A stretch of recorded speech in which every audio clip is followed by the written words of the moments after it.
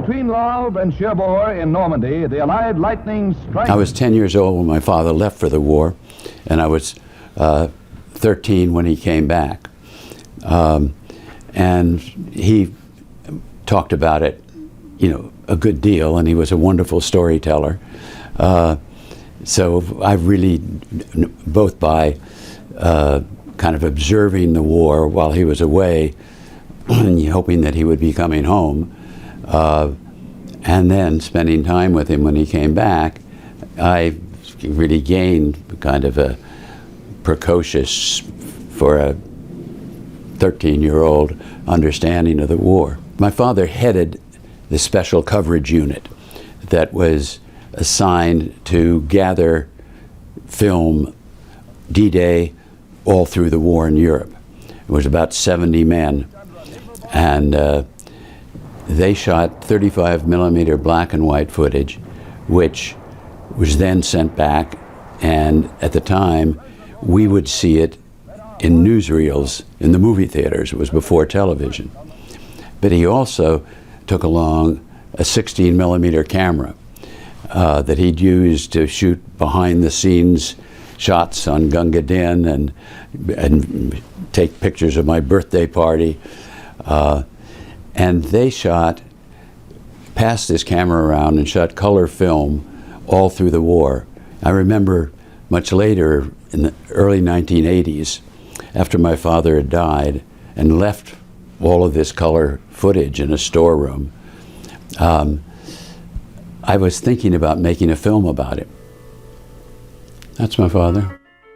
He wanted his people to be with the first troops going in to Paris, which was a landmark of the war. And so they get to the Gare Montparnasse, the train station where the surrender is going to take place.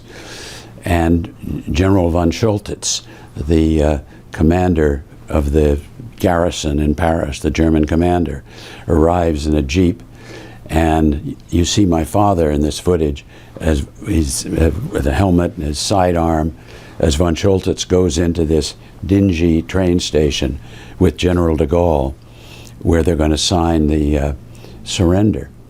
And next you see my father go into the train station and bring von Scholtitz out and stand him in the sunlight in front of the cameras. And they drove down and they went into Dachau, the concentration camp.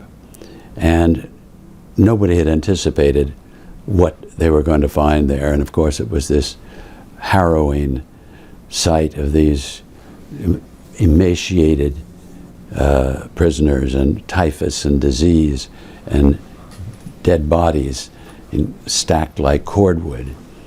And as the head of this unit, he realized that now things had changed. Rather than just being a recorder of events, he became a gatherer of evidence.